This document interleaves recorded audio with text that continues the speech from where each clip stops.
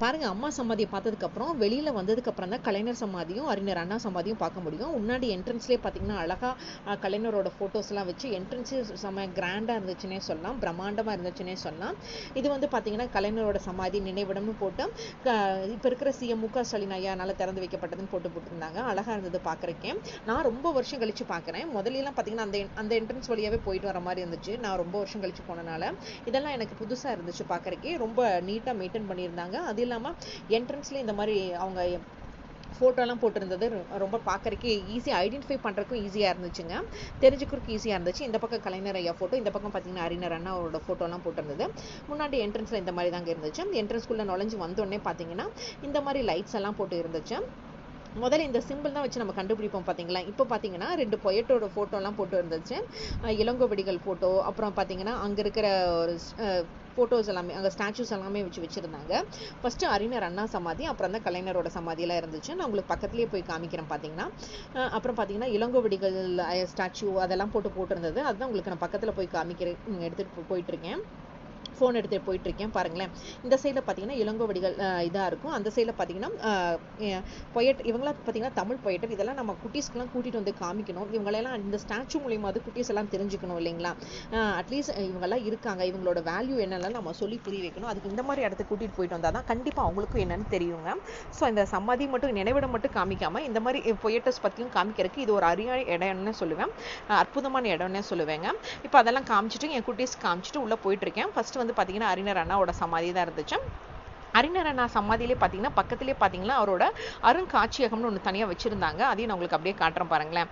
சூப்பராக இருந்தது அதெல்லாமே பார்க்குறக்கு. இதெல்லாம் கண்டிப்பாக இப்போ இருக்கிற குட்டீஸும் தெரிஞ்சு வைக்கணுங்க. நாமெல்லாம் படிக்கும்போது படிச்சிருப்போம், பட் இப்போ இருக்கிற குட்டீஸ்க்கெல்லாம் இந்த அளவுக்கு அவேர்னஸ் தெரியாது. அது பார்க்கும்போது அந்த ரியலைஸ் பண்ணும்போது தான் அவங்களுக்கு அதோட வேல்யூ என்னன்னு தெரியும். இதெல்லாம் பார்க்கும்போது அவங்க கண்டிப்பாக என்னன்னு கேட்பாங்க, நமக்கும் அதை சொல்லி புரிய வைக்க முடியும். நாம் இப்போ இருக்கிற காலத்தில் வேலைக்கு போனோமா, வந்தோமா, சாப்பிட்டோமா, தூங்கினோமான்னு இருக்கும். பட் இந்த மாதிரி நேரத்தில் பார்த்தீங்கன்னா இந்த மாதிரி இடத்துக்கு கூட்டிகிட்டு போகும்போது அவங்களுக்கு அது என்னங்கிறது புரிய வைக்கிறதுக்கு ஈஸியான இடம்னே சொல்லுவேன்.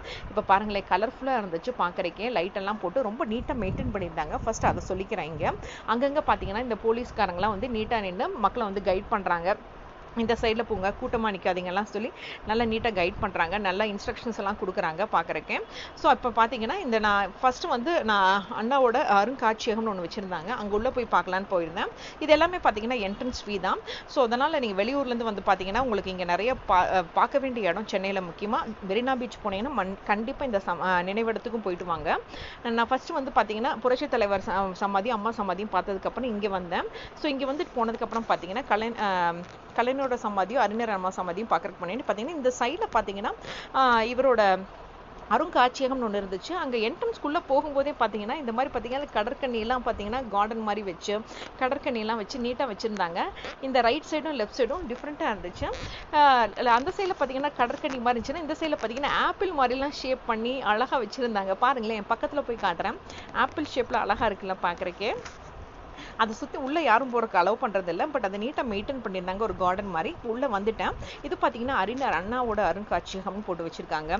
அவரோட ஃபோட்டோஸு, அவர் எழுதின லெட்டர்ஸு அது எல்லாமே பார்க்க முடியும்.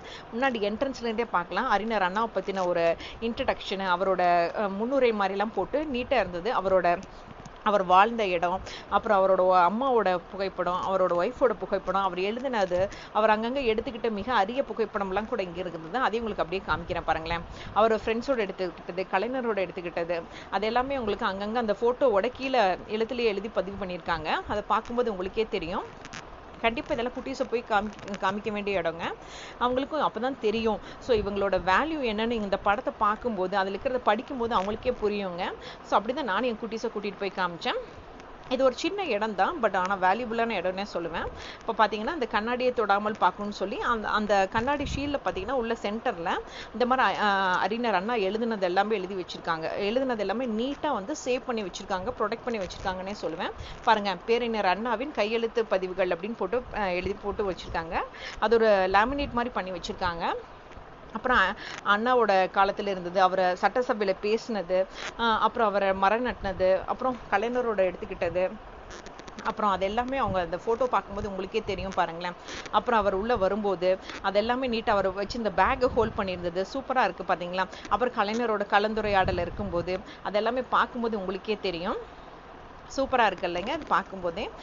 நானும் ரொம்ப வருஷம் கழித்து பார்த்து ரொம்ப நேரம் பார்த்துக்கிட்டே இருந்தேன். இதெல்லாம் என் பொண்ணுக்கு இவரை பற்றிலாம் சொல்லிட்டு இருந்தேன். எங்கிருந்து இதெல்லாம் வந்துச்சு, அது எஸ்பெஷலி பார்த்தீங்கன்னா இந்த கடமை கண்ணியம் கட்டுப்பாடு வந்து அறிஞர் அண்ணானால தான் வந்ததுங்கிறதையும் நான் இந்த இந்த அருங்காட்சியகத்தில் கண்டிப்பாக அவளுக்கு பார்த்து சொல்லி புரிய வச்சேன். நானும் அது இதுலேயும் கூட அவளுக்கு காமிச்சேன். அறிஞர் அண்ணா சொன்னதெல்லாம் அப்படியே நான் காமிச்சிட்டே வரேன் பாருங்களேன்.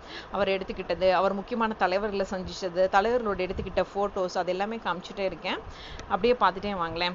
சூப்பராக இருக்குல்ல ஃபோட்டோஸ் எல்லாம் பார்க்குறக்கே. ரொம்ப நீட்டாக வந்து மெயின்டைன் பண்ணியிருந்தாங்க. இந்த ஃபோட்டோஸை ரொம்ப பாதுகாத்து மக்கள் எல்லாம் பார்க்கணுங்கிறதுக்காக வச்சுருந்த மாதிரி இருந்தது. ரொம்ப அழகாக இருந்தது பார்க்குறக்கே. பாருங்களேன், அவர் காமராஜர் ஐயாவோட எடுத்துக்கிட்டது, அப்புறம் இந்திரா காந்தி அம்மா வரவேற்கும் போது அவங்க எடுத்தது, அது எல்லாமே சூப்பராக இருந்தது.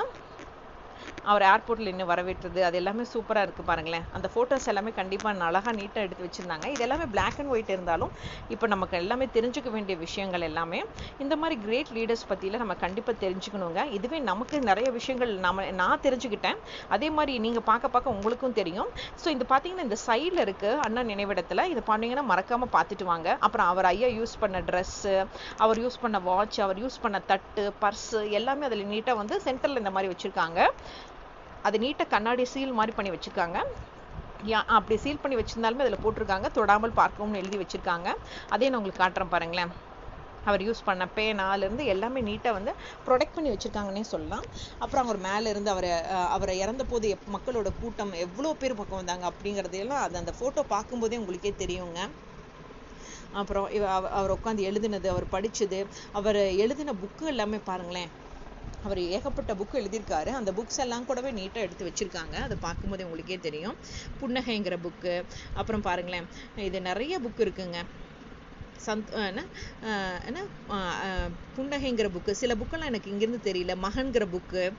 இது வீடியோ பார்த்துட்டே இருக்கனால எனக்கு சிலதெல்லாம் இந்த லைட் ஃப்ளாஷ் ஆகிறதுனால உங்களுக்கு சரியாக தெரியல. பட் உங்களுக்கு நீங்கள் ஸ்க்ரீன்ஷாட் எடுத்து கூட பார்க்கலாம். இதெல்லாம் மறக்காமல் பாருங்கள். இதெல்லாம் நம்ம படிக்க வேண்டிய புக்குன்னு கூட சொல்லுவேன். இதெல்லாம் இன்னும் அற்புதமான புக்குங்க. இதெல்லாம் எங்கள் அப்பா படித்து எனக்கு நிறைய சொல்லியிருக்காரு.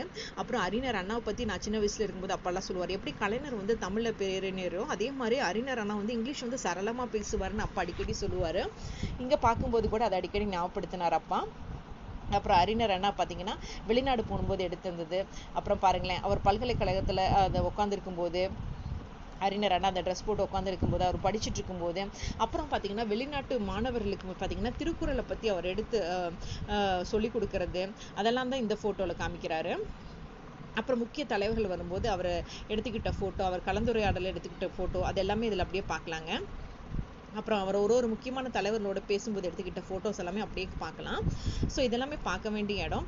அது மட்டும் இல்லாமல் அவர் வச்சிருந்த அந்த சின்ன சின்ன ஸ்டாச்சூஸு, அவர் வீட்டில் இருந்த முக்கியமான பொருட்கள் எல்லாம் கூடவே இந்த சைட்லையும் வச்சுருந்தாங்க. அதில் பாருங்களேன், இந்த குட்டி குட்டி யானையெல்லாம் பார்க்குறதுக்கு அழகாக இருந்துச்சு. இது எல்லாமே சீல் பண்ணி லாக் பண்ணி வச்சுருந்தாங்க.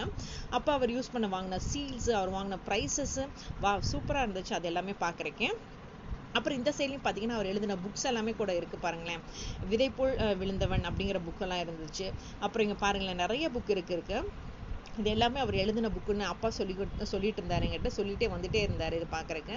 ஸோ இதெல்லாமே காமிச்சிட்டு அப்படியே நாங்கள் சுற்றி வந்துட்டு இருந்தோம். இது ஒரே ரூமில் நீங்கள் பார்த்துக்கலாம். இது ஒரே ரூமில் பார்த்தீங்கன்னா ரைட் அண்ட் லெஃப்ட் சைடில் பார்த்தீங்கன்னா அறிஞர் அண்ணாவோட ஃபர்ஸ்ட் இன்ட்ரடக்ஷன்லேருந்து, அவர் அம்மாவோட எடுத்த புகைப்படத்துலேருந்து, அவர் மனைவியோட எடுத்துக்கிட்ட புகைப்படத்துலேருந்து, தலைவர்களோட எடுத்துக்கிட்ட புகைப்படத்துலேருந்து, அப்புறம் பார்த்தீங்கன்னா அவர் வெளிநாட்டில் போய் உரையாடினது, வெளிநாடு மாணவர்களுக்கு சொல்லி கொடுத்தது, அது எல்லாமே இருக்கும். அப்புறம் அவர் இறந்தபோது எடுத்தது, அவர் இறந்தபோது மக்கள் எவ்வளோ பேர் வந்து பார்த்தாங்கங்கிறதையும், அப்புறம் எம்ஜிஆர் ஐயா வந்து பார்த்தது, கலைஞர் ஐயா வந்து பார்த்தது, அது எல்லாமே இந்த புகைப்படத்து மூலிமா நம்ம தெரிஞ்சுக்கலாம். அப்போல்லாம் எப்படி இருந்துச்சு பாருங்களேன் அப்படிங்கிறது பார்க்கலாம். அப்புறம் அவருக்கு எவ்வளோ மரியாதை கொடுத்து அவருக்கு வழி அனுப்பிச்சி வச்சாங்கங்கிறதையும் அப்படியே காமிச்சிருக்காங்க. அதையும் காமிக்கிறாங்க பாருங்களேன். இந்த ஃபோட்டோ மூலிமாவே நம்ம நல்லா தெரிஞ்சுக்கலாங்க. ஸோ அதுதான் உங்களுக்கு அப்படியே நான் காமிச்சிட்டே இருக்கேன் பாருங்களேன். அப்படியே இந்த ஒரு ரூமில் எல்லாமே அவரை பற்றி இருக்குது. அப்புறம் அவரை பற்றின ஒரு ஸ்டாம்ப் கூட வெளியிட்டிருக்காங்க அரசாங்கங்கிறதே அப்படியே காமிச்சிருக்கேன். அப்புறம் அறிஞர் அண்ணா சமாதி எப்படி இருந்ததுங்கிற பார்த்தீங்களா, முதல்ல இப்படி தான் இருந்தது, அதுக்கப்புறம் எப்படி டெவலப் ஆச்சு, இப்போ எப்படி டெவலப் ஆயிருக்குங்கிறதையும் இந்த ஃபோட்டோ பார்த்து நம்ம கண்டிப்பாக தெரிஞ்சுக்கலாம். அப்புறம் பாருங்களேன், அப்புறம் பார்த்தீங்கன்னா ஹிந்தி வேண்டான்னு சொன்னது ஐயா. அப்புறம் தமிழ் அண்ட் இங்கிலீஷ் தான் நாங்கள் ஏற்றுக்கோன்னு ஐயா சொன்னது சட்டசபையில். கடமை கண்ணியம் கட்டுப்பாடுங்கிறது அறிஞர் அண்ணா தான் கொண்டு வந்ததுங்கிறது இந்த அருங்காட்சியகத்து மூலிமா என் பொண்ணுக்கு நானும் சொல்லி வச்சேன். ஹிந்தி வேண்டான்னு சொல்ல ஆரம்பித்த காலகட்டம், அப்புறம் சட்டசபையில் அவர் பேசுனது, அது எல்லாமே காமிச்சிருக்கேன் பாருங்களேன். அப்புறம் அவர் எழுதின லெட்டர் தமிழ்ல இங்கிலீஷ்ல அப்படியே போட்டு வச்சிருக்காங்க, சீல் பண்ணி வச்சிருக்காங்க. அவர் தலைமை செயலகத்துல பேசினது எல்லாமே இதெல்லாம் பார்க்கும்போதே ரொம்ப அழகா இருந்தது. பழைய நினைவுகள் எல்லாம் இது பார்க்கும்போது நம்ம அப்பா அம்மாக்களை கண்டிப்பா ஞாபகம் வரும் இல்லைங்களா? கண்டிப்பா நம்ம அப்பா அம்மாவோட போய் பார்க்கணும், குழந்தைகளை கூட்டிட்டு போய் காமிக்கணுங்க. அப்புறம் அவரோட நினைவு, அவரோட இல்லம் பார்க்கலாம். அப்புறம் பாத்தீங்கன்னா இதெல்லாம் பார்க்கும்போதே ரொம்ப தெரிஞ்சுக்க வேண்டிய ஆர்வமா இருந்துச்சு. ஸோ இதெல்லாம் நம்ம தெரிஞ்சுக்காம விட்டுட்டோமே, இவ்வளோ இன்ஃபர்மேஷன் இருக்குங்கிறது இதெல்லாம் பார்த்து நான் கண்டிப்பாக தெரிஞ்சுக்கிட்டேங்க. கண்டிப்பாக இதை பார்த்தீங்கன்னா உங்களுக்கு யூஸ்ஃபுல்லாக இருக்கும். நீங்கள் அண்ணா சமாதி போனீங்கன்னா கண்டிப்பாக இந்த அருங்காட்சியகத்தையும் மிஸ் பண்ணாமல் பாருங்கள். நான் ஃபஸ்ட்டு போய் இந்த அருங்காட்சியகத்தை பார்த்துட்டு தான் சமாதிக்குள்ளேயே போனேன். ஏன்னா நான் ஃபஸ்ட்டெல்லாம் இதை பார்க்கவே இல்லைங்க, இப்போ தான் ரீசெண்டாக பார்த்தேன். ஏன்னா நான் வந்து ரொம்ப வருஷம் ஆச்சு. அப்புறம் அந்த தமிழ்நாடுங்கிற பேர் மாற்றினது அதெல்லாம் அறிஞர் அண்ணா காலத்தில் தான் நடந்துச்சுங்கிறது இது மூலிமா நான் நல்லா தெரிஞ்சுக்கிட்டேங்க. அது பார்த்தீங்கன்னா அதுக்கூட இதோட ப்ரூஃபோடவே அவங்களோட நீட்டாக சீல் பண்ணி வச்சுருக்காங்க, அதை ஃப்ரேம் பண்ணி வச்சுருக்காங்கன்னே சொல்லுவேன். ஸோ இதோட முடிஞ்சதுங்க அறிஞர் அண்ணாவோட அருங்காட்சியகம். ஸோ இதை கண்டிப்பாக பாருங்கள், மிஸ் பண்ணாமல் பாருங்கள். நீங்கள் குட்டீஸையும் கூட்டிகிட்டு போய் காமிச்சு இந்த மாதிரி நிறைய இன்ஃபர்மேஷனை நீங்கள் ஃபோட்டோ மூலியமாகவும் சொல்லலாம். அப்புறம் பார்த்தீங்கன்னா அறிஞர் அண்ணா வந்து ஜெயலலிதா அம்மாவுக்கு அவார்டு கொடுத்தது அது எல்லாமே நீட்டாக வந்து சீல் பண்ணி வச்சுருக்காங்க. கலைஞர் ஐயாவோட எடுத்துக்கிட்ட ஃபோட்டோ நான் சொன்னேன் பார்த்தீங்களா, அது எல்லாமே இருக்குது. கடைசியில் அறிஞர் அண்ணா எழுதினோட லெட்ரு, அப்போ அது எல்லாமே பார்த்தீங்கன்னா இங்கிலீஷும் தமிழ்லையும் இருக்குது. அதையும் கூட நீட்டாக இந்த எண்டிங்கில் வச்சுருக்காங்க. ஸோ கண்டிப்பாக மிஸ் பண்ணாமல் பாருங்கள். அதான் திரும்ப சொல்கிறேன். நான் கடைசியாக சொன்னேன் பார்த்தீங்களா, டியூட்டி, டிக்னிட்டி, டிசிப்ளின், கடமை, கண்ணியம், கட்டுப்பாடு. ஸோ இதோட அந்த இது முடியுது. ஸோ ரைட் சைடில் ஆரம்பித்து லெஃப்ட் சைடில் முடியுது. ஒரே ஒரு சின்ன ஒரு ஹால்னே சொல்லுவேன். கண்டிப்பாக பார்க்க வேண்டிய ஹால். குட்டீஸை கூட்டிகிட்டு போய் காமிங்க.